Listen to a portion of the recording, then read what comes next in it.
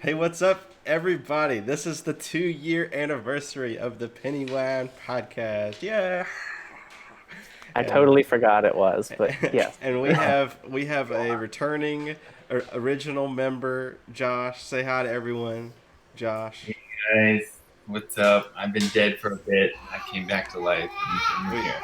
we have successfully brought Josh back from the grave, and he's gonna return just for this one. That's what I think. Anyways, we'll see. Just for this one. Look at this. Look at this faith that you have. All right. I thought that's what the plan was. Anyways, it's All I had to do was pour Dos Equis on his grave and he'd perk right up. yeah. I'm a white claw bitch. But Dos that's Equis was on look at Boga you. this week. It knew Ooh. Josh was coming back. Hardcore proud. Good job, Jake. Yes. So we got well, I see you guys got the Dos Equis. I got the sangria bottle. I normally don't drink wine during this, but this is a special occasion. This is a 2 year thing. I had to Mike's gonna get real wild about 40 minutes in. I'm gonna finish this wine before we're even done. You'll see. I got a whole liter. That Amish 12%. Circus wine back in Morgantown. I still remember that. Where it's Yeah. like 20% alcohol. Like that was Yeah. scary. Oh, the port wine. Yeah, you're talking about the port, man. That's my fave. Yeah. So we got four beautiful movies for you today, and this is the order that I did the graphic that we're gonna do it in. But we got Ouija: Origin of Evil, The Lost Boys, Psycho, and we're gonna finale it with Willy's Wonderland. So we got the newer movies sort of on the tail ends, and the older ones in the middle, and that's sort of the vibe we're gonna go for this time. So strap in, everybody. I guess you started off. Yeah, I guess I get to start it off. So, Origin of Evil is the first one. The summary of the movie's plot is that the basically the mom runs what some would call a scam operation, right? Where she does the seance thing and she like gives people comfort that they're speaking to the afterlife, but they're not, and they don't believe in that. They're just sort of running it. Sometimes she says no to money. Sometimes she says yes, whatever. And what happens is they buy a Ouija board, and they break all three Ouija rules during the movie, and the daughter ends up sort of becoming a vessel for all of the people who are living in the house. And so it's mainly about the daughter, like, in her descent into possession and that sort of thing. And all the characters except for one, which is the daughter's sister, die. So the redheaded older sister lives, and the rest of them die. So that's basically the plot. There's a lot more details, but you know, it's more of a discussion podcast. If you want a summary, go to Foundflix or something. So there you go.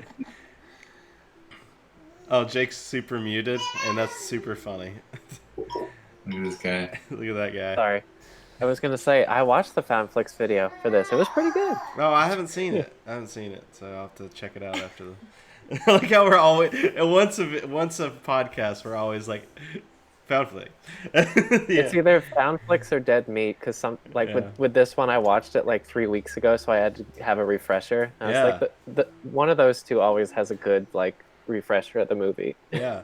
So one thing I wanted to say right off the bat that I really like about this film is that I feel like it does really good with the like uncanny valley stuff. So like the stuff that like if it looked bad then it would be kind of cringe, but it like goes for it and it still looks pretty scary, and it's like it almost looks like wrong, like the way that the eyes do, or the way that the like the mouth thing, or the swinging in the background while a little girl is just standing at the bottom of the steps and then she's like crawling on the walls. I just thought that they really handled the uncanny valley well in this movie, and that's what I like about Mike Flanagan. He does that in a lot of his movies, like Oculus and The Ward and stuff like that. He's just a big fan of that type of horror, and I'm a fan. Yeah, no. Sorry. No, go ahead, Jeff. Thank you. I'm terrified of little girls in horror movies. They are the scariest people that you can put as a character, in my opinion. Like it is terrifying. Like I cannot, and I hope, like if I have a kid or something like that, maybe a boy, but gowns and I can't. can't. If it's a little girl, you're gonna take her out like 300 I style, might. throw her off the No. cliff. Worried about that. Like, I'm seriously worried about that. But no, the little girl whole, like, the demon little girl, I can't. Like, it does get me at that point. And so that's my opinion with that. But I don't know. Compared to some other horror movies that you guys have dragged me into and to watch and to haunt my nightmares a little bit, it's not to that extent, in my opinion. But the little girl does give a couple more points up there for like horror for me. Okay. How do you feel like the scare level is, Jake Arena? It. I don't know if I think it's just kind of my general fatigue of this genre, because I think this is the last of that kind of Blumhouse, Insidious, Conjuring style movies I've seen. So if I had seen this when it first came out, I think I would have liked it way more. I just kind of like, there were some good scares, like the jump scare of the boyfriend being hung down the stairs. Yeah. That's a And good one. like when the pastor just kind of crawls out of the pit, and like you know he's possessed, but when he kind of looks up and has the white eyes, that still was kind of like a Yeah, and then type they of tried to moment. do that again when the redheaded girl was like sat down next to her mom, and I'm like, you're not gonna fool me this time. I know that, like, you already got me once. You're not getting me again. Yeah, it wasn't super scary, but I think I did like the structure of the movie, how it was very kind of back heavy with the scares. Like, the most of the first act was just kind of trying to establish the characters and give some backstory. I wish they would have done a little bit more, like especially with the pastor, because like all you knew is like, oh, my wife's dead. So like that's his whole character. I just felt like he maybe could have used a few more scenes to like give him more of a like a reason to literally die to help this family type of He just cares, you know? he needed a bigger motive He for was me. such a good guy, Greg, though. Like, he was just like, he Good guy. didn't hit on the mom. He just took her out to dinner and was like, what's going on? What's happening? But yeah, It's like, they could have explained it a little bit more, like how his wife died, or because he said that they got in a fight. It would have been more interesting as to more detail with Yeah, him like on that. maybe he was like kind of a dick to his wife. Give him kind of like a character flaw that he has to overcome, or like give him a reason to make his death worthwhile or something. Yeah. yeah, that's a good point. And like when I see him pull up in his nice car and put it in, like pull up the park and brake and all that, I'm sitting there thinking that's the last time he's ever going to drive that beautiful car, and that makes me so sad. And that car is just stuck there until so they get the keys out of his dead pocket. It's, like, nobody ever covers like the cleanup or whatever of all this stuff, but That's what the redhead girl should have just done. She should have just taken them keys. Like, peace. yeah, we ride. Yeah. Dude, one thing I was telling Jake, and I was trying to keep most of my thoughts under wraps. We did discuss this movie slightly yesterday. Is I feel like for me, like I'm so interested in the plot of this movie that even if it wasn't a horror movie, I would still like this movie because I like the characters. I like their little scam operation like thing. So even if they like the tone of the movie was changed and it wasn't a horror movie, it was a comedy movie or whatever, I think I'd still be into it. Like even the scene where you have the redheaded girl and she sneaks out and she goes to hang out with her friends. Like that, I thought that was like super realistic in the way that happened. I remember doing that as a teenager, and I was like, "This is exactly like," except like they live in like the rich neighborhood, even though they're just doing like palm readings. But that totally like it. I say that at the beginning of the plot, but then it makes sense because the father's death feels relatively fresh. They're getting behind on their home, so they're not paying the bills, so it makes sense. But it's just like all these super rich people like hanging out in this giant like nice house, and I'm just like, what the heck, man? Like, it's anyways. I didn't relate as much to that, but I just liked the whole hangout vibe there. And the mom just storms in all of a sudden. They're like, well, we can't say goodbye to the board. I also feel like the relationship, like you could tell, like they did really well with them being like a mother and daughters because it just seemed like they played the family part really well.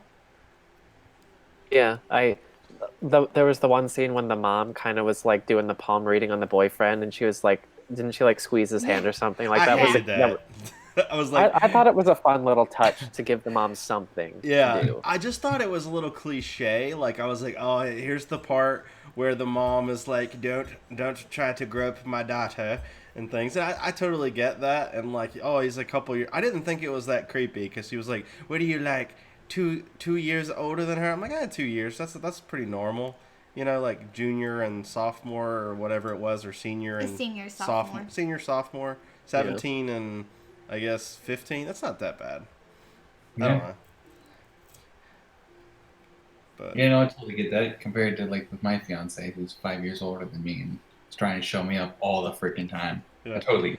I preferred the little girl's threat to him a lot more, where she was describing what it's like to die when you get choked. I was like, if the mom would have done that, I would have been completely on board.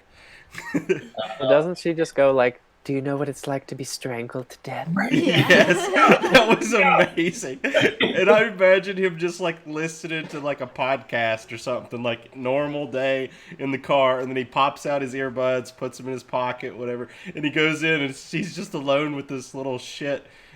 He's like, oh man, I should not have come in here right now. That's my fear of like everything. Like, and Mikey, you have a little daughter there, Molly. Yeah. And like, if Molly says any of the stuff that was in this movie, like imaginary friend, like, hey, like my buddies might kill you, like, I'm like, I don't know what to do. I don't know how to like prepare myself for that. What's funny is she does that to me sometimes, where if I'm a little freaked out from like, oh, I saw a horror movie or something, sometimes she'll be like looking behind me or looking like beyond me, and I'm just like, stop that. Well, stop doing that. Stop acting like there's something there. So be like, You're grounded. it's like my head's here, and she's like looking right past me, like there's something standing right over my shoulder. There, like this morning, I was sleeping and she was behind me and she was whispering in my ear. I was like, "Oh, so fantastic." I go, "So your lips up." Can we all just talk, like, acknowledge how cool that scene is when it just cuts like from something, and then it's like the little girl just whispering into the other girl's ear while she's sleeping.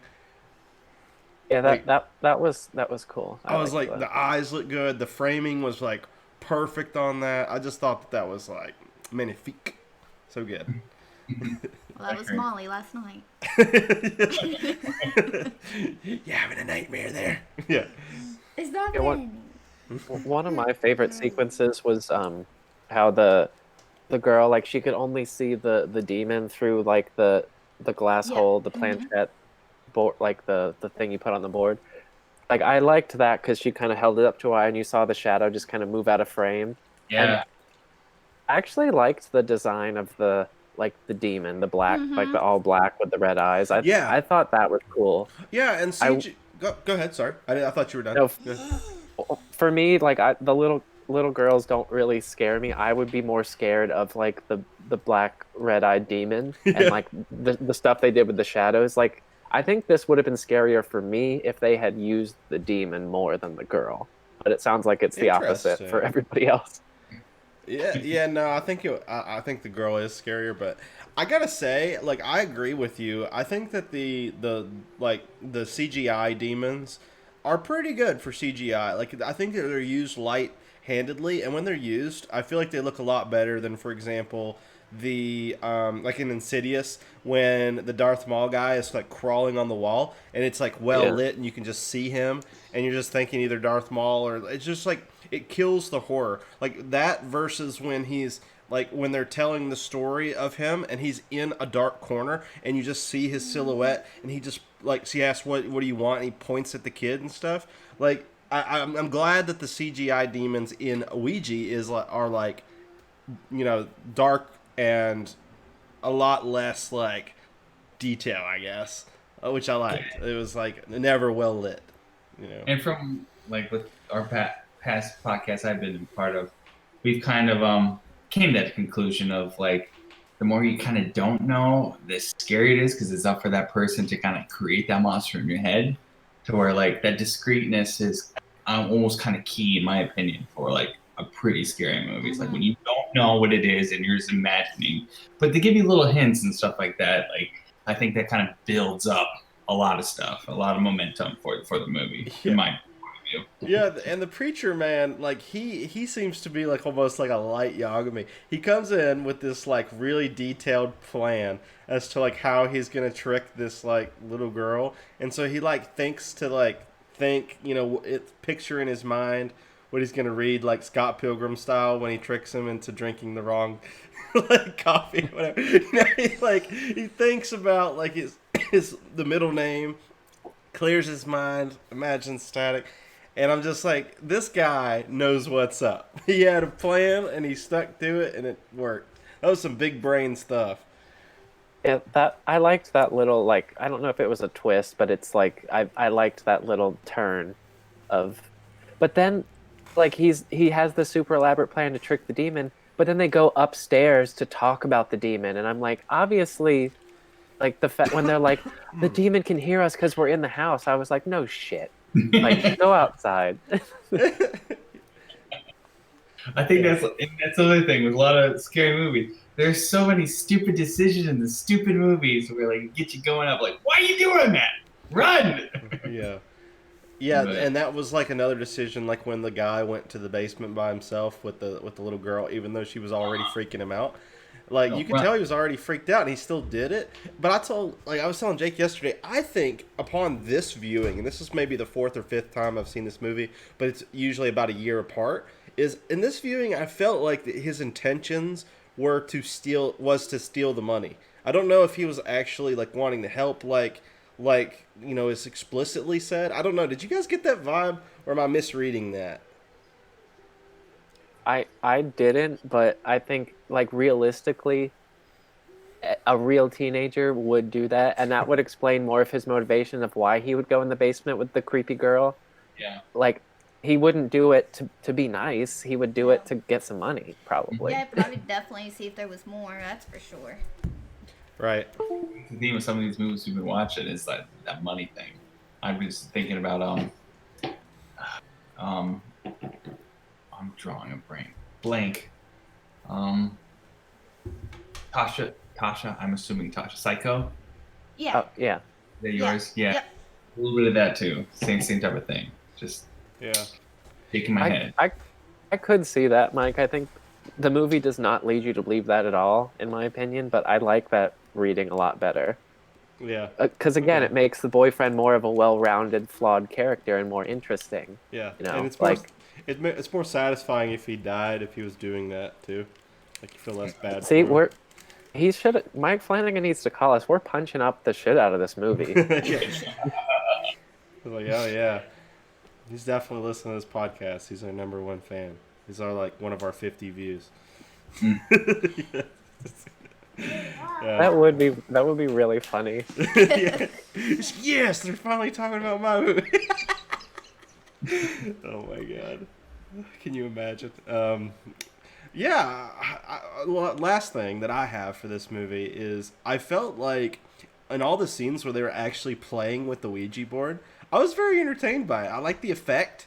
Even when the actors are clearly, supposed to move it in a certain way to like say things, they never do it in a way where you can see their like finger muscles doing it. They're like pretty good at syncing it up and doing it to where it's plausible that it could be the demon, and then the actual effect where it moves by itself. I also, lastly, upon that, I did think it was cool that they added like where the little girl says the one word at the end, where it's like a man's voice or a woman's voice and like says it. I was like, oh, that's a great touch. Like that's got that believability in there. I liked that.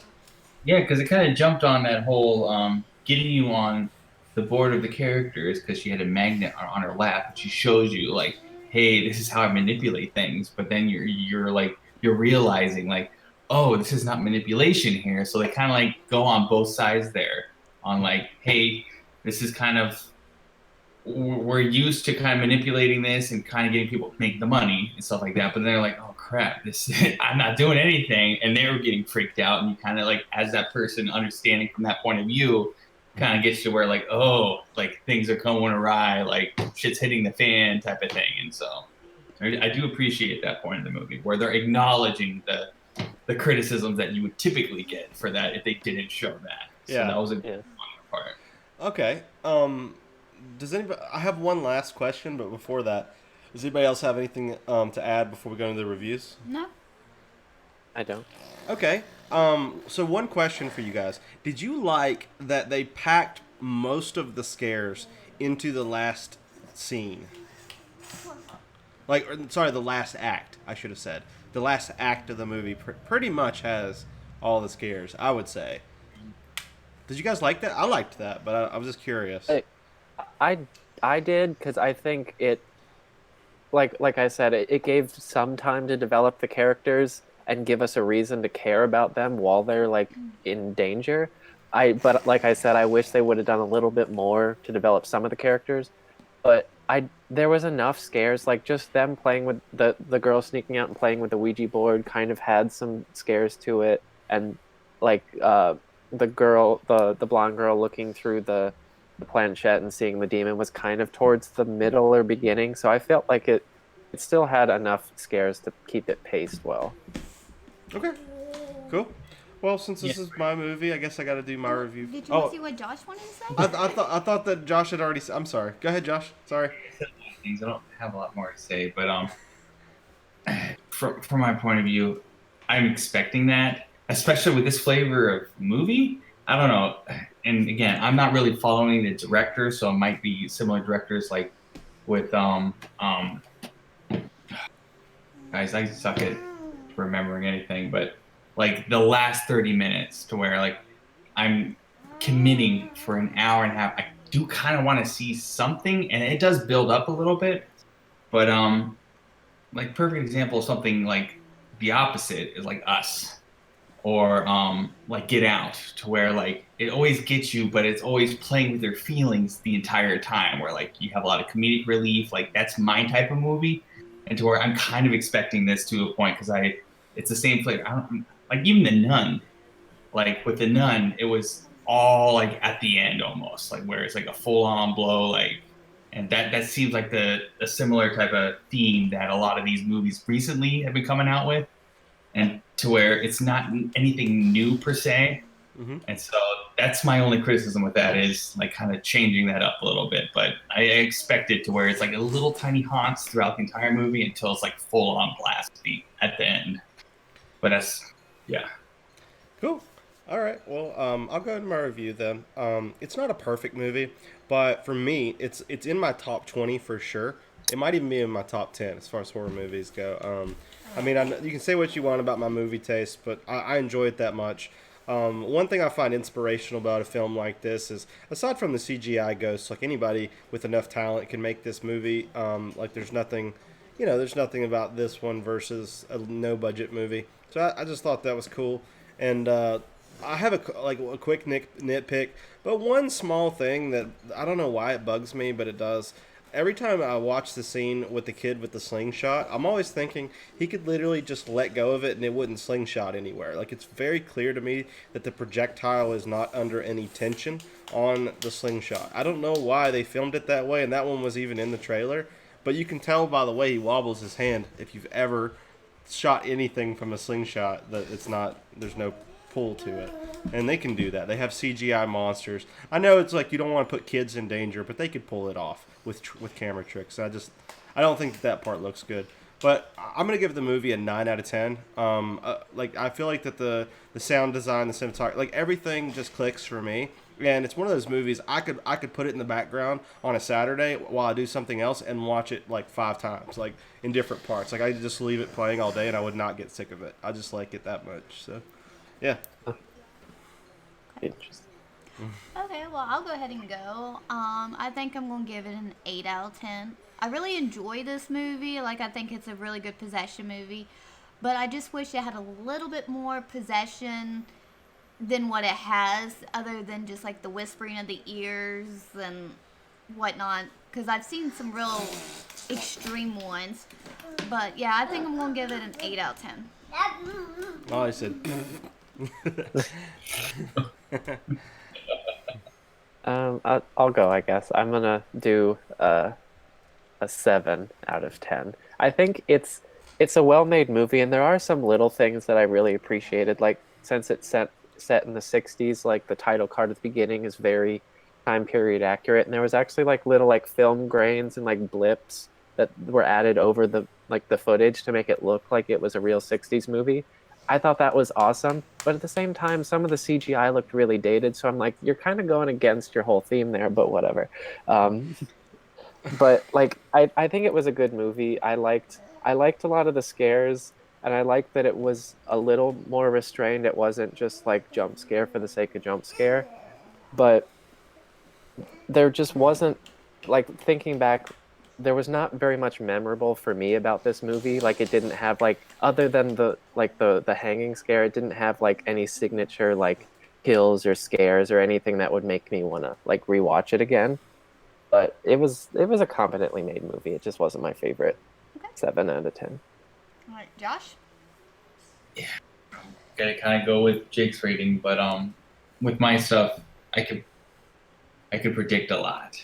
There's a lot of predicting to where it turned out exactly like how I kind of thought it was going to. And again, that same type of flavor, Conjuring, The Nun, and all of that type of stuff. It's everything's at the end, and you got the little spooky scares, and they kind of hold you throughout the entire movie. And I don't know, because it's happened so much within like the past 5 to 6 years. I think it's something that I can like predict to where I'm all like, I'm more to prepare myself because I am a scaredy cat. Like I have like very like vivid dreams and crap, so I'm trying to like control myself. And being a scaredy cat, like I can predict this, so it's not as scary for me. Like, and that might be just me and my issues per se. But I don't know. Yeah, so 7, like 7 or 6, 7, 5. That's what I'm gonna say for me. All right. All right. Well, I'm gonna transition to the next movie, which is The Lost Boys, and I believe this is Jake's recommendation. So, give me a summary, Jake Garino. So this family, this mother and 2 sons, the mother's going through a divorce, so she moves her family to Santa Carla to live with her father, and it's basically Santa Cruz in California, but for legal reasons it's not. And it's like a beachside town with this pier, and then they find out that basically it's this touristy town that has this seedy underbelly because there's a lot of murders and kidnappings, and of course it's like super leather-bound 80s vampires. And basically the older son kind of gets lured into them and becomes a half vampire, and then the story is just kind of they're trying to turn the older son back to a human before he becomes a full vampire, and they have to like kill all the vampires and find the head vampire and stuff. And apparently the grandfather knew about it the whole time and didn't do anything, so he's an asshole. Yeah, and he just announced it right before the credits roll. Well, he's like holding a beer or a soda or whatever. It was a root beer. Yeah, good dumbass.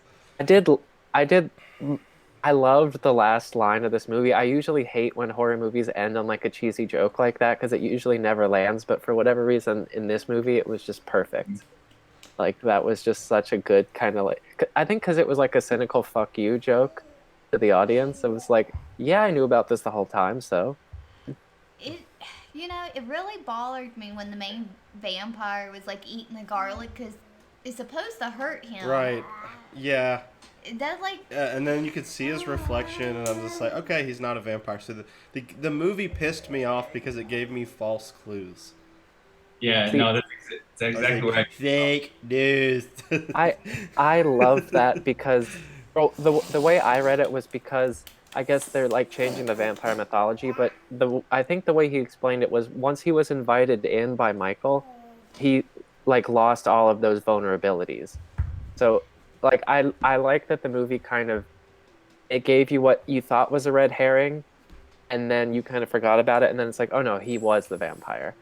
I like that it kind of tricked you in that way because it was like an anti-twist. I just feel like the traditional vampire definitely, they did not follow those at all, those rules. Yeah. Like how you get turned. And I don't know, it kind of bothered me that they didn't follow any of the traditional. Well, there was that inconsistency.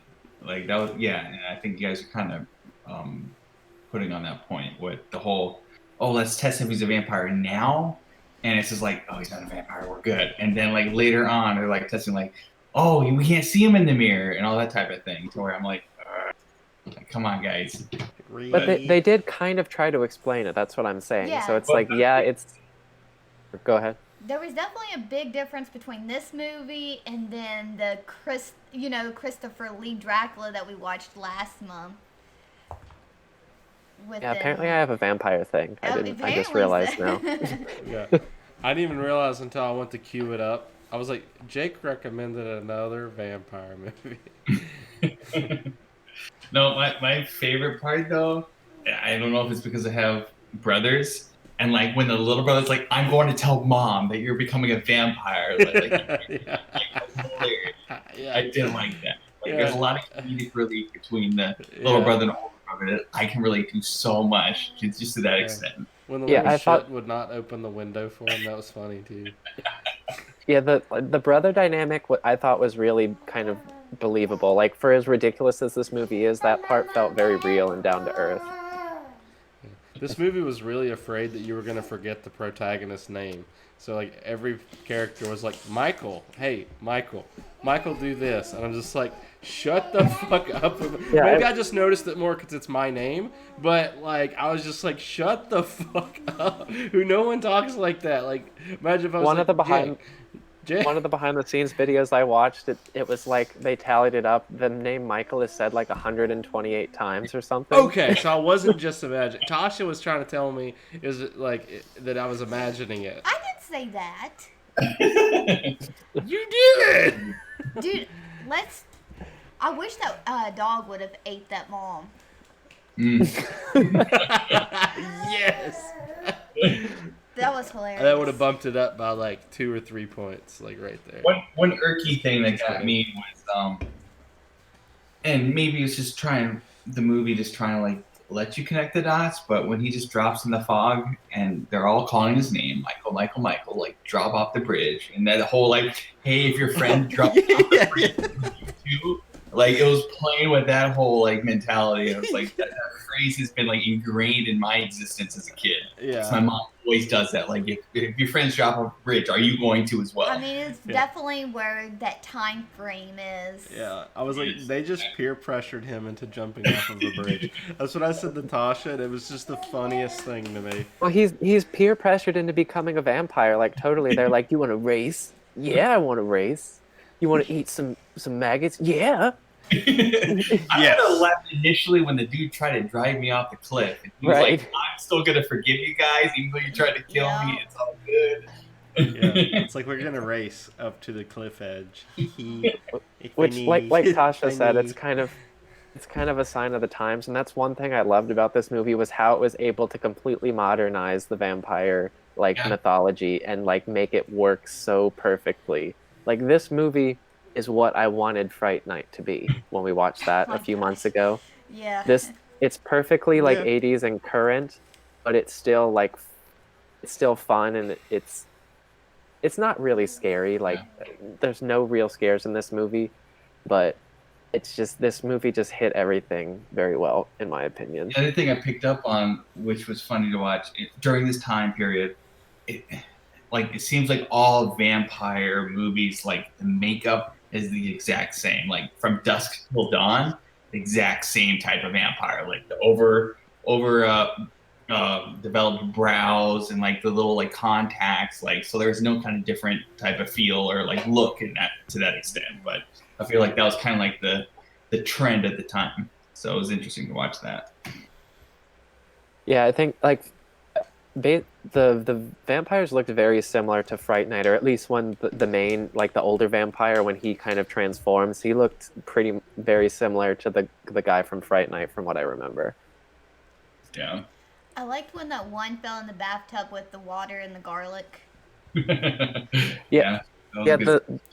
The kills at the end I thought were all pretty cool. Yeah. Like him, even when they stabbed the Bill and Ted guy in the cave earlier in the movie, like just he had like the glittery black blood. I thought that was kind of a cool little effect. Yeah. And the I loved the holy water and garlic like squirt gun. I was Yeah. like, that is a brilliant weapon for like a modern vampire movie. Like the sickest friends to just join to. Like, first of all, like that poor little brother is like having these people that are being mean to him this entire time. That this dude knew what he was doing, first of all, and just like, you want to join us to like fight some vampires? Like, here's some vampire material to read and stuff. Like, I would have been like, I'm not sure if I'm going to join this or not. But then he decided to because he believed it. But you know, that was funny to watch a little bit. Yeah, I'm looking through. I don't know if I have much else specific to say. Oh, the like the scene when they go to like the bonfire on the beach and they kind of like feed on the all the people and Michael like has to resist to not become a full vampire. I liked like just the quick jump cuts of them like seeing like them goring the people. It reminded me of the scene in Trick or Treat with the werewolves. I know that this came out way before, but I'm like, I wonder if Trick or Treat kind of referenced this in some way. Yeah. Well, Man, that movie aged like fine wine. Trick the or one Treat. that we watch is actually a remake. There is another version of Trick or Treat, an '80s version. What? Oh, really? Yeah. I didn't know that. I didn't know that either. Maybe we should review that around Halloween. Yeah, that's. Ooh, halfway to Halloween, we could put it on this one. Sorry, go ahead. I don't have anything else. Do you guys? The only other thing one thing I liked the POV kind of flyover shots. There was a couple times when it was like the kills, like the security guard at the beginning and the couple that was making out in the car. I liked the kind of POV flyover they did, and I liked at the beginning just kind of setting the scene of the touristy town, because like just when they pull in and there's the sign on the front, it's like welcome to Santa Carla, and on the back it's like all graffitied and the murder capital of America and stuff. I liked that juxtaposition because it's cool. It's like Orlando, where it's like it seems really nice on the surface, and then you like actually get there and there's a lot of shady shit going on underneath. I liked that kind of symbolism with the town itself that the movie did. I can see that. I did. And I'm done now, I think. Okay. Will you start the review? This movie, I've only seen this movie a handful of times, but to me this is like such a comfort horror movie. Like it feels like The Goonies in that same way, where it's just like I can just put it on and just feel like happy and relaxed and at home. It hits that point for me, and I think this movie strikes the perfect balance, because like when it came out, it was so kind of current and modern, like with the soundtrack and the style and everything. So this movie should have aged terribly, but I think it's a testament to how good the story was, and kind of how much fun the whole idea was, that it's still just as kind of relevant and fun as it was when it came out. So I'm gonna give it a 9 out of 10. It's not a perfect movie. I wish there was a few more scares, but I really enjoyed this movie. Tosh? Would you give it out of 10? 9. Okay, just want to 9. make sure. So I'm gonna give you 2 ratings here. Scary, I'm gonna say 4 out of 10. But as an actual movie, like it's a classic. Like I have seen other movies kind of like use some of the stuff from this. I'll give it like a 7.5 out of 10, just in general. But like for scary and horror stuff, like 4 out of 10. Like, If you had to choose between 7 and 8, which one would you pick? 8. 7. Okay. That's what I did. All right. I think I'm gonna give this one a 5 out of 10. There's a lot of like and a lot of don't. I thought the scare factor was pretty low, but it had some things going for it that brought it back. So the scare, I would agree with Josh. I might even say 3 out of 10 on the scare. I didn't even get jumped the whole time, and I'm very jumpy. But that's okay. Like jump scares are cheap anyways. That's not what I gauge horror against. But so a few things I liked really quick. I liked the style of it definitely felt like 80s and stuff. Like the design, like the costume designs and stuff were quirky and funny. I liked it, and I just like the vibe in a lot of it. I could see myself like seeing this again at another point, and it. I don't know if it'll stand out in my memory of like all these movies that we watch or anything, but it was pretty good, and that's why I give it a 5. To me, it just seems like among all the good ones that we recommend for this one, it just brings my average down a little bit, but it's average, I think, for me. So I liked it. Okay, well, I'm giving it a 4 out of 10. I'm sorry, Jake. I just drive a stake through your heart. But you know, growing up as a kid, everybody said this is such a great movie, and I've seen it so many times, and I've never have liked this movie. I don't know if it's because it's vampires or, I like vampires a little bit more than zombies, but, I'm just not big on this movie. It's pretty fun to watch, but I probably won't ever watch it again, honestly, so. Okay. All right, I think that's all 4 of us. Yep. So let's move on to Psycho. So Tasha recommended this movie. Here you go. All right, this is the 1960s version. So basically at the beginning, you see the main character and her boyfriend, Sam. They're basically both in a loss. They owe a lot of debt. And so they can't really get married right now because he's paying alimony to his ex-wife, and she's got some debt. So then she's goes back to work on her lunch break, and she works for a bank. And basically her boss brings in a huge client who's paying $40,000 for this house for his daughter. And basically he tells her to go take the money to the bank, wait till Monday. She's like, okay, I will. And then I got a headache. Can I go home? So basically he said, yeah. So instead of going to the bank, she goes home, packs her bags, runs off with the money. And basically she's leaving from Phoenix to, I'm assuming, Vegas, where her boyfriend lives, or wherever. And she's just being so skeptical, she's freaking out, and she's got the cops following her, so she pays $700 and trades her car in for another car, and basically stays at this Bates motel because it was raining and she wanted to get some rest. Well, she has, conversation with Norman, and basically, long story short, the mother comes in and kills her in the shower. Well, she hides the body and whatnot, and then they hire an investigator to find her to get the money back, and basically he gets killed, and so the boyfriend and her sister goes try finding her, find out the mother was Norman Bates, and at the end they pretty much lock him up in an institute. So. As always, Tasha's the most thorough. Well, there was a lot to cover in that movie. Yeah. This movie is always way longer than I remember. I remember it because it's an older movie. I'm like, oh, it's an hour and 20 minutes. I'm like, no, it's almost 2 hours. Mm-hmm. Yeah, it definitely feels long by today's standards, but I didn't mind it. I liked the movie, but I definitely felt like I was more interested when the woman who had stolen the money was alive than after she died. I don't hate the movie at that point, but I think it's a lot better before she dies. Well, it's more suspenseful because she's running away, or what is she going to do? Is she going to go return the money, or is she going to continue to run? Yeah, it's what's going to happen. It's very suspenseful. Yeah. And I am so I am down for, especially in the beginning plot where you're understanding why she's doing the move she's doing. Like she's struggling, she's being very cautious, but this might be for my personal life here recently. I haven't had hot water in 2 weeks because my water heater's kind of broken. Oh no.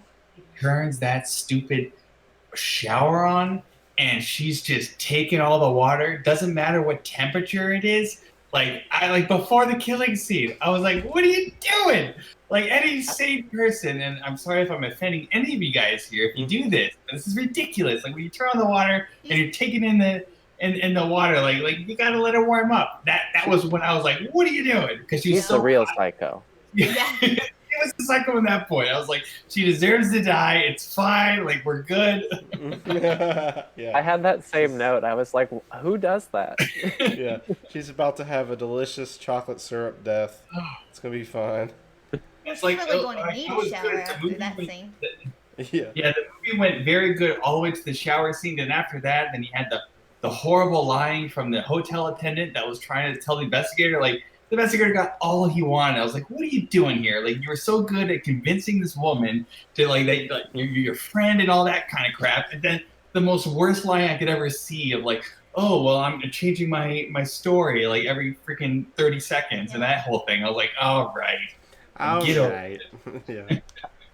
I did like I thought Anthony Perkins, who played Norman, he was fantastic because he basically only has like 3 or 4 monologues throughout the movie, but it's so perfect. Just each one, he gets like more and more like curt and kind of frantic. It's just perfect. Like I think how he plays every scene is just such a great kind of transition to like madness or whatever. I love how he tells her that she does not care.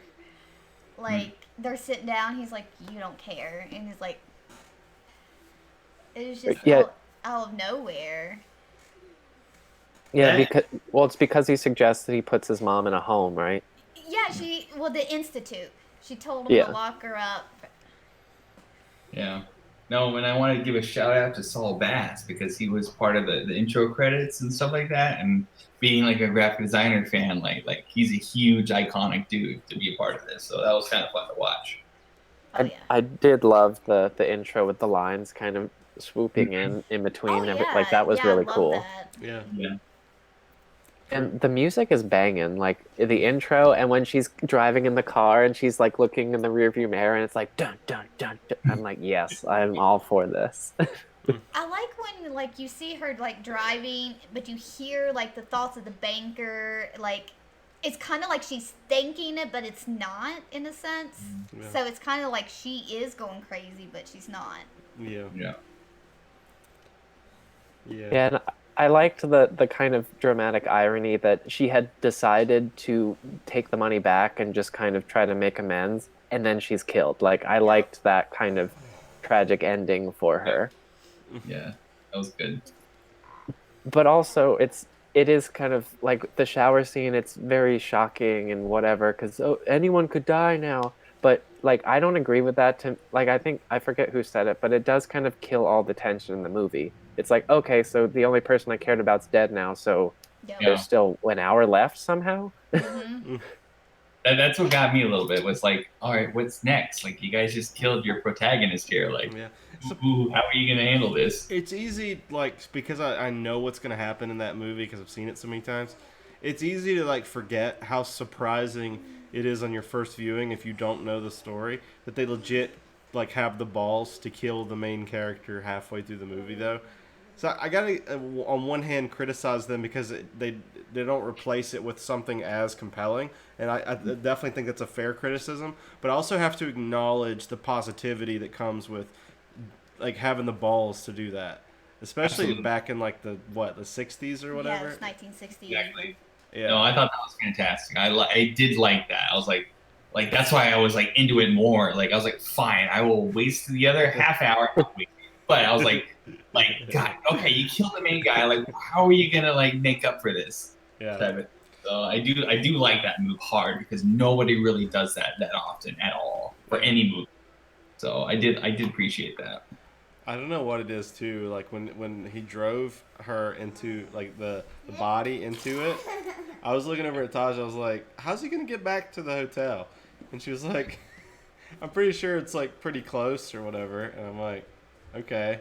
Well, It's just walking along the road. That's not suspicious. but it cut to the next scene, so you really don't know. Yeah. Well, I always He thought keeps you're a talking he keeps about a bike there. He like drops it off, every time, and he's like got it locked up in the woods. you're talking about like the bog where he Yeah. drowns the car and stuff. Yeah. I always thought that was like right behind the hotel. That's what I thought Oh, too. okay. All right. Hey, that might be the case. I mean that's probably just me trying to make sense of it. But then me And that and whole Jake's scene- also seen Bates Motel, and that's kind of how it was set up. Yeah. So Oh yeah.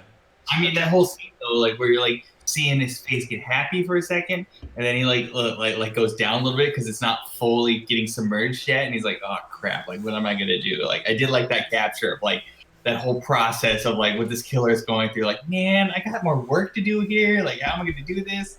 And then he got that relief when it finally sings and stuff. Like that was interesting too. But Yep. Yeah, and the shower scene is like, we haven't really talked about it, but it is like from a cinematography standpoint, it is like obviously a gold standard. Everybody knows that, but I really like how they let it land afterwards, because it's just kind of, you hear the water running and it just kind of slowly pans around the room as it sinks in, and then I just love how methodical Norman is about like cleaning it up. Like he doesn't whistle, but I can just imagine him whistling as he does it, because he's just like, all right, gotta mop this up, gotta roll her up and make sure she doesn't touch the rug, because then that leaves a stain. And yeah. I did like cleaning up after the mother's like mistakes. Like the mother has little anger issues. Like, man, mother, come on, would you calm down? And then you're always thinking about that newspaper that's in it on the side. Like when are you gonna find out about the newspaper? And then like he throws it in the trunk. I'm like, dude, man, come on, like hold up that newspaper. You're gonna notice something. Like bills are gonna be falling out. Like, come on here. Like get the money. But I don't know. I told Tosh I think it was like a good thing if he doesn't try to keep the money, because it'd be hard. I did like that. Yeah, it's part of the evidence right there. Like, if you really don't want to get caught, then you're like, I would keep the money if it was me, dude. Look for the money. Don't even look for the body. Look for the money. Yeah, exactly. I think that was like the fork in the road of what this movie could have been. Like I read at that point, if he didn't see the money, it's like if he saw the money, he'd probably be like, "Oh, I'm going to use this and try to cover everything." And then it's all about him trying to cover up the money. But no, it's just about him trying to clean up after his angry mother and like deal with that. And so that was a big fork in the road. That was interesting to kind of watch, because typically you would think with a lot of movies like nowadays, like if you found the money, that'd be a whole thing. And I think that's what a lot of movies would go towards, is the money, how to protect the money. Everybody's needed about the money.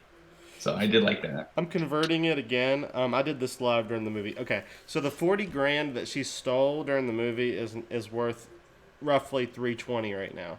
So just so you know, and also when she did the car exchange, I converted that too because I was interested, and it was around $6,000. So she traded in her car and she put $6,000. I was like, that's not that unusual. Like, that's some balling carrying around money. Don't get me wrong, but that's not. I wouldn't say like a car plus $6,000 is like that unusual of a cash transaction at a shady used car lot. Oh yeah, what was he talking about? The usual day and a half. I'm like, oh, the car industry used to respect you. What? They used to like not pressure you to do it the same day. What? I did like that scene where like she's on her way out of town and she accidentally sees her boss, like when she's at a stoplight, whatever, and her boss is looking at her, and like I was confused, but I was watching this with Colby actually, and she's all like, well, like why not? Like she pretended to be sick and all this, and now she's out here driving about like gonna escape. So like that opened up that whole possibility that the boss is gonna record or like note that and be like, what is she doing? All that type of thing. Like I did. Those are some good movie points to be like, oh, this plot can go this route, and I did appreciate that a lot. That was good. Yep. Did Kobe watch all these with you, or just this one? Just Psycho. That's the only one I can talk her into. Not even Willy? not even Willy, because I saw Willy. I didn't know what to expect from Willy. That was it. Oh, yeah. I don't want to get into that one, because that one's going to be fun. Anybody else have anything left for Psycho before we get into Willy? No, I think I'm good. No, it's a classic. It's got a lot of things more thorough and intelligent people than us have said about the movie. So yeah. Yeah. So this is one of my favorite classics. So I'm gonna give it a 9 out of 10. I just love the black and white and the story, but I really like Norman Bates. Yeah, definitely 9 out of 10 for me. So, before I do my review, just for the listeners, that for Tasha that means a 10 because she doesn't give 10s. So she's on a 9-point scale, so that's a 9 out of 9. But anyway. You do not have to do that. No, I just want to make sure, like, it's the 18th episode. I'll make sure people know that. She's like that teacher that always gives you a 99 even though you get all the questions right. There's not a purple asshole. score. I'm sorry. Okay, so for me, I'm gonna give it an 8 out of 10. I think it's an excellent movie. I mean, it does for me. It falls off a little bit in the second half. In fact, if the second half for me was as good as the first half, it might even be a 10. But for me, it just falls off a little bit after the protagonist dies. And the guy messes up a little bit, and I don't know. There's a lot of exposition in the end about explaining the multiple personality thing, and I don't know. I just feel like it could be cut down a little bit on the length and feel a little bit faster in the end. There's a lot of like lingering shots, and it just doesn't feel as tight in the second half to me. But 8 out of 10. If I'll jump in. It's a classic, but you understand why it's a classic. Like I can appreciate the story. 1960 in developing the story, like that's huge for what they did. They were playing with some stuff. I did appreciate it. Again, I'll put an 8 out of 10 here for some of the stuff. But again, like I did appreciate the movie. I did appreciate like the drive, and then was all Bass, Alfred Hitchcock, just that whole like. I'm fascinated by some of these iconic directors, like iconic people here that are a part of this, and it's fascinating to kind of watch what they do and why they get so successful. And so I'll put an 8 out of 10 out of that one for me. Cool. Yeah, as everyone said, this movie is a classic, and I think Norman Bates's performance is like fantastic. It's just perfect. His just kind of slow unraveling as he kind of realizes it's going to be harder for him to get away with this as things go on, or harder for Mother to get away with this, I guess. And I do wish we would have gotten to see a little bit more of Norman like perform his mother, because he basically just runs down the stairs and smiles like a crazy person, and that's all we get. Well, I guess the very end, like the smile thing too. I do wish he would have gotten a chance to be Mother for like a scene or something, but I'm also gonna give it an 8, but I read the Psycho book like 5 or 6 years ago.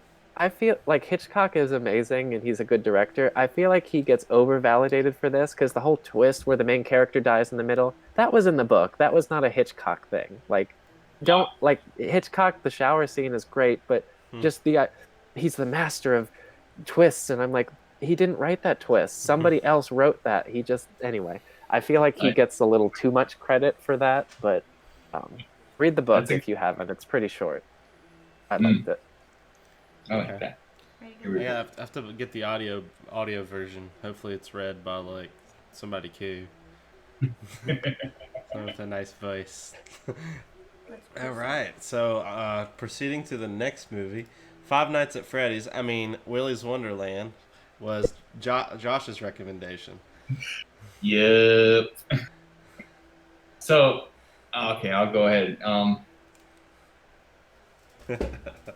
It's a party movie. I think like it's one you gotta get drunk around with your friends, watch it. You'll have a good time, like guaranteed good time.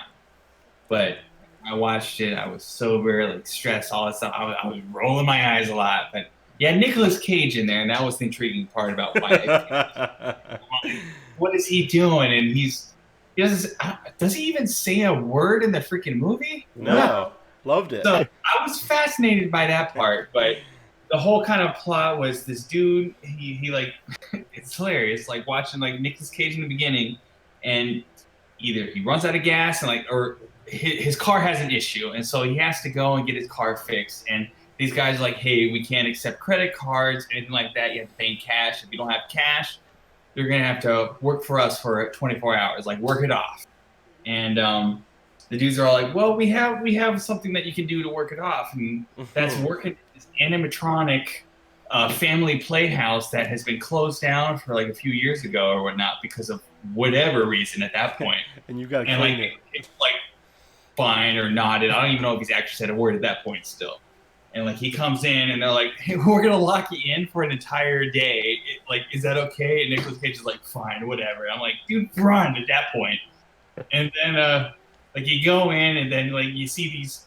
It was hilarious to watch it throughout the entire entire movie, you have these like glimpses of like, I don't know, like that Furby meme or that like bitch I wish you would, like the little squinty little like the Furby that like looks at you, because that was the entire thing. Like you saw all these little puppets like kind of come out, but the whole thing was Nicolas Cage needed to kind of clean up the place, like mop it up, like clean, do all this type of stuff, and he has like 24 hours or whatever it took to get out, and like he would have a nice car at the end where the dude would unlock the doors, but again, he didn't know the doors were going to be locked or anything like that. Once you like found out like three-quarters or first quarter in the movie, tries to open it up, it's like, oh crap, I'm trapped in. But it was no deal for Nicolas Cage. It was, I don't know, it was hilarious to watch that point, and like there was a lot of phrases in the movie that made me laugh a little bit, but for me, like just being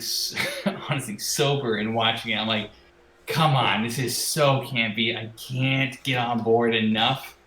Like I like campy old movies where they're trying, and that's more like more funnier, or grammar sucks there. But again, like when you try to do it so overboard, and I don't know if they like use their whole budget just to hire Nicolas Cage. I'm just I'm a little weird with that. But yeah, I mean, hopefully it was kind of a plot overview. Not really, but Yeah, Nicolas Cage was not in the same movie as anyone else in this movie. He was doing his own separate movie, which I loved. I loved it too. I loved that he just didn't talk, and he was just like, I play video games and I'm a badass and I'm not going to say anything. I'm just going to do what I need to do and kick everything's ass and not say a fucking word. This is so funny to me. One of the biggest laughs for me, like I laughed a lot during this movie, but like just the first time that the animatronic comes to life, Nicolas Cage doesn't bat an eye. He just is like, all right. Like he doesn't think twice about it.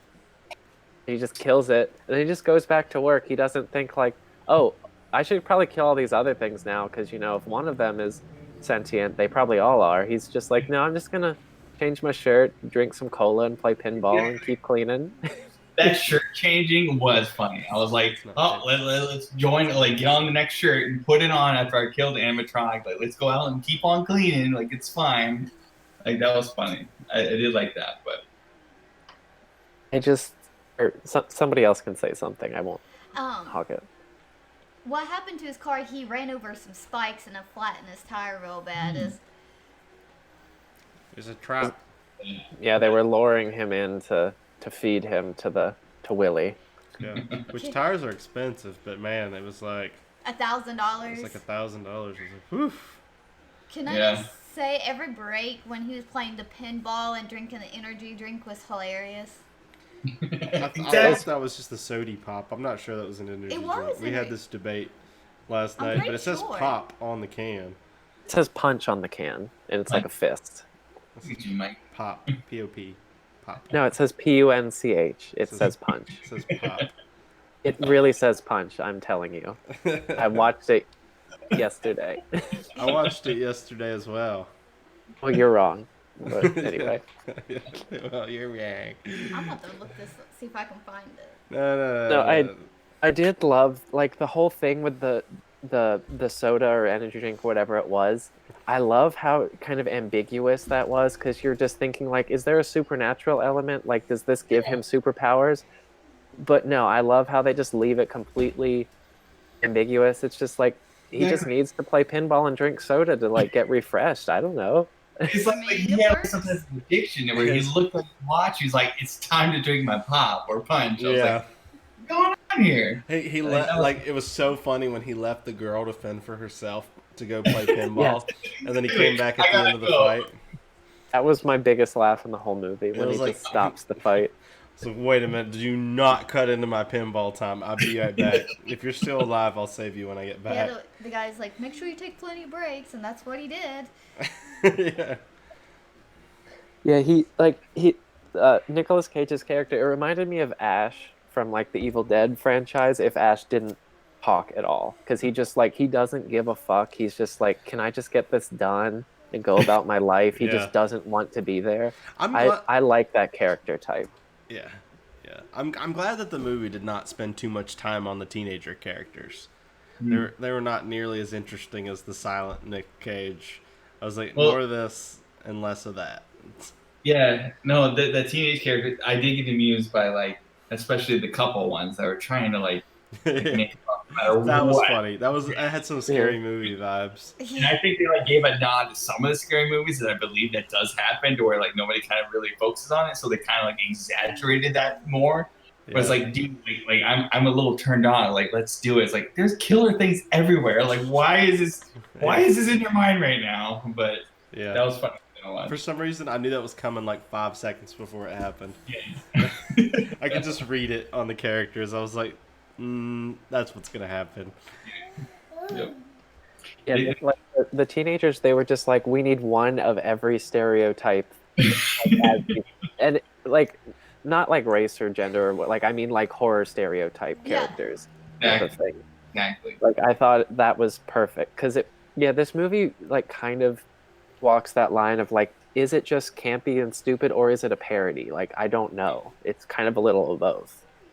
No, and I mean, from my point of view, I thought it was just a hardcore parody for everything, trying to find little elements that are in all scary movies and just trying to make fun of it. Like you got the cool Nicolas Cage who just doesn't talk and like he gets get shit done, like whatever, like I'll keep on going, doesn't matter, I'm just trying to here survive. But then you got the teenage character like blew up all the stereotypes that you kind of see, and I can appreciate that point. The animatronics kind of felt like a killer clown, kind of. Yeah. No, I totally got that. Like that whole, whenever they get slaughtered, you see this grease oil or this motor oil get like kind of like plashed on. That was funny. So satisfying. I love how he had kept changing his shirts and just kept taking more out. Oh yeah, that was cool. Yeah, it was so satisfying. Like 10 or 12 shirts that night. I'm like, what? They had nothing else, no food or just maggots in the food and everything like that. But shirts were fine. Yeah. Whoever filmed this has a deep fascination from pinball. Like, loves pinball. Like, you could just see it on the screen of how much they like pinball. Because it just kept going to, like, those macro shots of, like, the ball flying around. And him just hitting the edges and the sody pops. And it was definitely an old school pinball, like, of the type of pinball it was. Yeah. Did you guys have a favorite, like, animatronic or, like, monster that you can think of? I think I like the fairy. I was going to say I like the pixie fairy like girl with the sharp teeth. I thought that was... She was the scariest one out of all of them. Like, you had to pick a horror one. Like, you keep track. I'm like, oh, crap. Like, where is that going? Everything else was like, hey, I'm right here. I'm gonna get you.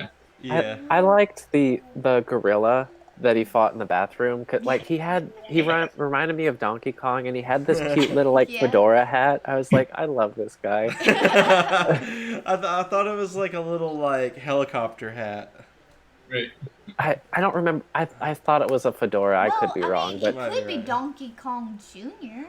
Yeah, I mean, the main one was good too. The tall Willy one when he like slashed the cop in half in one shot. Yes, and has like a Dragon Ball Z fight with Nick Cage afterwards, where somehow he hits Nick Cage and doesn't slice him in half because his power level's too high from all the pop. I guess.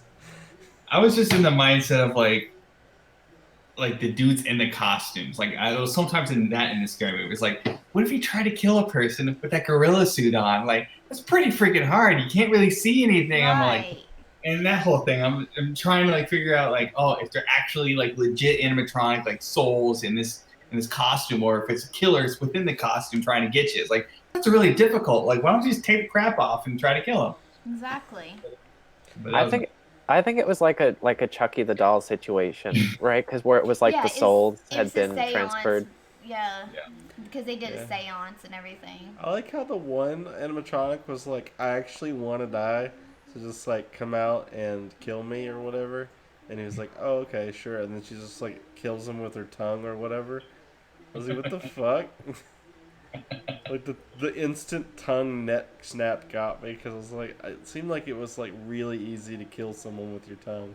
Oh, the one that killed like the kind of the dorky character that was after the main girl in the arcade room. Yeah. That one. Yes. Yes. Yeah, I thought she was pretty. For me, she was the scariest looking one, just because she She's was so spook. grotesque looking. Mm-hmm. Yeah, very spook. A lot more spooky. Yeah, I like the designs of the animatronics were fantastic. They were all Yes. so varied, and they were all kind of creepy, but like not terrifying, scary, but Right. they were just like I thought the design of those was, and just the design of Willy's like whole interior area was fantastic. That was a 10 out of 10. That whole thing. Yeah. And the last thing I really have on this one, to be honest, is I wanted to say that, like, it's unusual. You guys just drank in sync. That was so funny. But it was, like, perfect. Sorry. It was unusual to me that how much the lighting stood out because of the animatronics. But I think what added a lot to the scare factor of the animatronics was how they were lit and how well, like, the creep like factor was exemplified with the lighting. So hats off to whoever did the lighting for this movie. Like, I was thinking about that literally while I was watching. I was like, that looks good. That looks good. That looks good. Like, the lighting was always on point for me. So yeah, Yeah. pastel colors too. Yeah, no, I like because they were like taking advantage of the stage, like being on stage. You had that spotlight there to kind of see it, and they kind of did that. I did like that a lot. But honestly, I think that my favorite scene is the gorilla scene Jake mentioned. Like that was pretty good. I'm not gonna lie. Like that was like, what do you do? Well, I just love when how he curb stomps him on the urinal and like his head shatters. That was an awesome kill. The gore, the fake gore was awesome. Just Yes. that was pretty good. All right. I don't think I have anything I else. don't have anything. Yeah. All right. Well, Josh, you recommend, so you review first. And again, I'm notorious for just double rating stuff. Scariness, 2 or 3 out of 10. Like it's down. It's not scary, but and soberness, 4 out of 10. Now, like when you are not sober and you have some friends to kind of laugh at stuff, like it's a 7 or 8. Like again, it's up there for just having fun watching like a video, particularly in that genre, even though it's a kind of a joke genre. I'll take 8 out of 10. It's one to kind of have fun with. That's it. Okay. Okay, Jake. Uh, I loved this movie. It was a Friday night. I had a couple beers and watched this movie, and I had a great time. But I think like it is a completely stupid and campy movie, which is the kind of movies I love. But it's an extremely well made version of that. Like all the shots are fantastic. The design of the creatures is fantastic. Everything with Nick Cage is amazing. It's only, I don't know if I said the ranking yet, but I'm saying 9 out of 10 because it's a near perfect movie for me because it's just so much fun. But it really is the teenagers and that whole like subplot of the girl that whose parents were killed and then she was raised by the cop. Like I like that they don't linger on that, but I wish they would have done more with it. But I understand they have to have that to play against the ridiculousness of Nick Cage. Otherwise, he doesn't seem as ridiculous. So I get why that whole subplot is there. I just wish it would have been like somehow more like sentimental and touching, or just more crazy. I don't know. Like it, they needed to do a little bit more one way or the other for me. Okay. I'll go ahead and go. If you take it what it's worth, just have fun with it. I'm going to give it a 7. It's definitely not scary, and I might watch it again, but yeah, I didn't know what to expect with this one. So. I think for me, this movie is going to age like fine wine. It's going to be one of those movies that nobody's talking about a year to, whatever. I think I'm going to still be watching this movie years from now because I just like it that much. So I think I'm going to give it an 8, which is weird because I don't think it's as good of a movie as Psycho. I know going both an 8. But what you have to understand is when you watch a movie like this, it's like a party, funny movie, you're kind of rating it on a different scale in a different way. You're not rating a piece of art. You're rating your subjective enjoyment of the film. And I just wanted to separate that in case it pissed anybody off listening to this. I totally get it's not a masterpiece like Psycho. All right, it's not. But for me, for Mike, I think it's an 8 out of 10. So Okay. For me, it's better than Psycho, apparently. yeah. Apparently. I want to know how much they paid Nicolas Cage though. Like I'm very curious to see like Well, what the budget was for the movie and what Nicolas Cage took out of that budget. Well, so Go ahead, Mike. I've seen some videos that actually talk about like why Nick Cage is in a bunch of like B movies like this. And one of the reasons I mean that I was in the video, and it's been years since I've seen it. It's like this random YouTuber made it, but like dug into it deeply on like what was going on. And one person said that it was because of like some debt and some like different things where he was just like he's more apt to just take these random roles and just kind of cash in on it. Whereas like certain actors, they have the luxury of just like, you know, waiting for an Oscar like level script before they like buy like, you know, Quentin Tarantino or something before they like commit to doing a movie. But he just like goes in and he's just like, National Treasure, I'll do it. Again, Five Nights at Freddy's knockoff movie, let's go. No lines, just got some free sody pops or energy drinks or what. Nick Cage was a producer on this. I don't know how high of a level, but like wow. he had some investment in this. I feel like I don't know if he was involved in coming up with the movie, but he definitely put some of his own money or some of his own like creative thought into it. Yeah. Well, sometimes I feel like the producer credit is used as like a marketing tactic. Like there's some movies where like James Wan, like they always slap James Wan on like every like shitty modern horror movie. But they like try to make it look like he directed it, and I'm like, no, he didn't. Like I can tell Like by James the trailer. Wan is huge, produced by. Yeah, produced by. I'm looking for the text. Like you're literally like looking like where's Waldo when James Wan comes up. You're like, what is the actual credit? Is it directed? Oh, it's produced by, and then you know it's gonna be a crap movie. Honestly, like I know may not be like typical, but like I'm kind of a fan of Nicolas Cage now. Like I'm like Yes. I want to know the other movies he's been in, like the horrible movies, the campy movies. I want to know what he's done. Oh, like, you got to go watch Mandy if you liked this one. Go check out Mandy. It's not my recommendation, but check it out anyways. Have y'all watched any other horror besides these four during the month or anything horror related? Oh, I have. I've seen things pop up. Like there, apparently the director, I think the director from Mama, is creating a new one. And again, Mama's got me for some reason. Whatever their CGI is, that monster, that whole like thing, like there's something coming out here. I can't remember the actual name of it, but they're releasing it within the next 2 months that I know of. That's as far as I've gotten. So before Jake does it, because mine's going to be a little long, maybe like 1 or 2 minutes. So Jake, did you have anything? Well, I didn't watch anything, but I finished playing Silent Hill 2 finally for the first time. Yeah. I love that game. Is so good. I think I've found the type of horror game I like because that game is it has some combat and stuff, but it's mostly just like kind of psychological, and you're just running through like really kind of scary locations, and you're like, when is the shit gonna jump out? Like I love that kind of slow type of game rather than like a Resident Evil. So I'm excited to play some other ones in that series.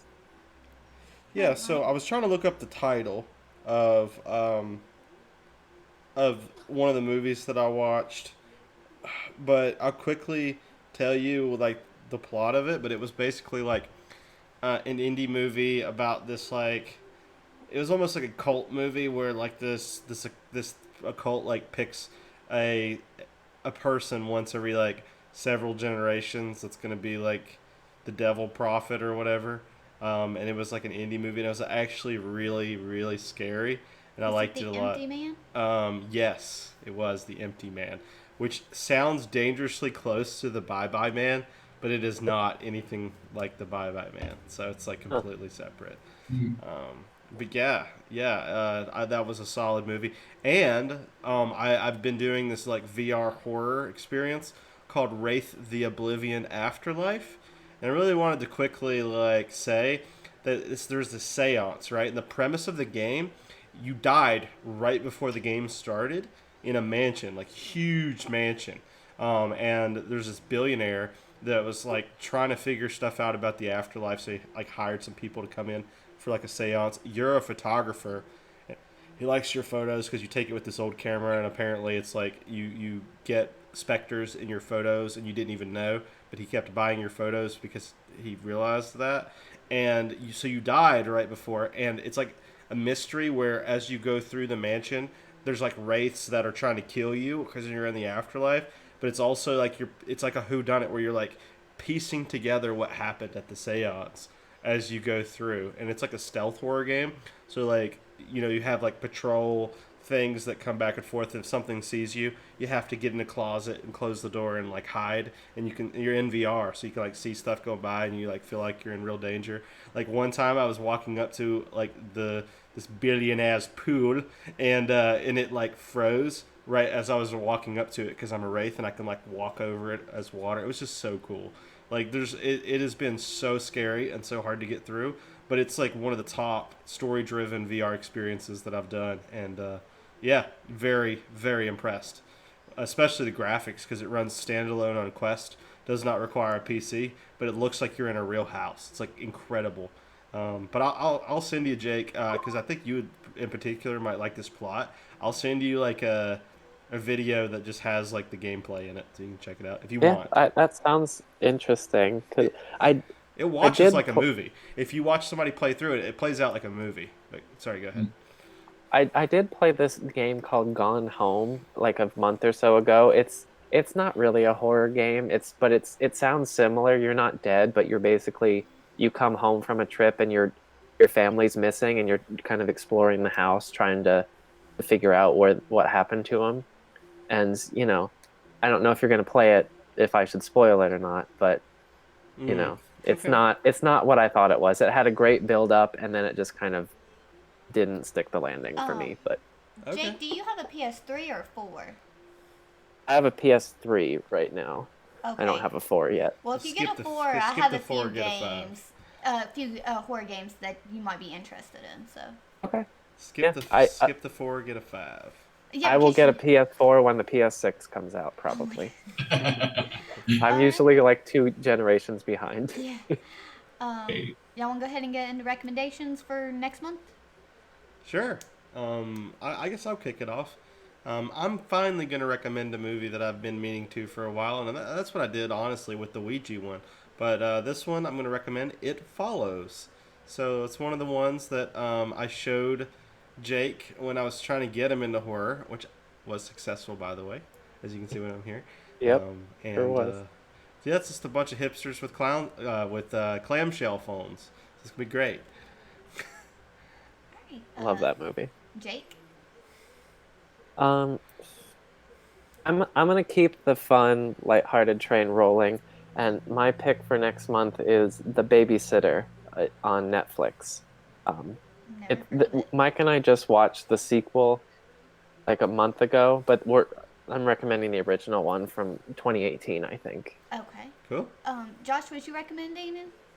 So, if depending on how often I'm here, I'm trying to maybe possibly 2 months. So maybe 2 months from now, The Unholy. That's the one I think it's like the new the mama type of feel. Okay. So the Unholy, it might be next month, might be 2 months from now, but Okay. that's my recommendation. Stay tuned whether or not Josh will still be alive in a month. Yeah, well, Or we if don't he'll know be when dead the again. spell's going to wear off. He's like very afraid every day. He lives in fear. So I'm doing a different approach. I think I'm going to do The Exorcist of Emily Rose. Okay. Okay. I thought you I've were not going seen that one. Okay. I thought you had another one. No, because you wanted me to do that, and I didn't want to do that. Oh, no. Do not put words in my mouth. I suggested it, and you were like, "Oh yeah, I love that Yeah, movie. but I I might do decided- that." And I'm I like, said- "Cool." And You were you're going to like, "Oh, recommend I'm Human gonna-" Centipede, right? Yeah, I that's what it said was. might is the key. The movie we're talking about is The Ward, but we'll do that another time. It's another Morgue? The Ward. The Ward. W-A-R-D. Like it's the OG Mike Flanagan movie. It's where he got his big break from. Okay. I would That's be good. interested to see that eventually. Yeah, eventually. I might recommend it next month. I don't know. I might recommend something silly. It's been a while since I It's was a been a silly man. All right. All right. Well, I'm gonna transition. I just wanted to thank everybody that for the 2 years that have stuck with us and just kept listening, and we appreciate you guys' views, comments, likes, all that good stuff, and yeah, we'll see you next month. Thanks for tuning in. Bye.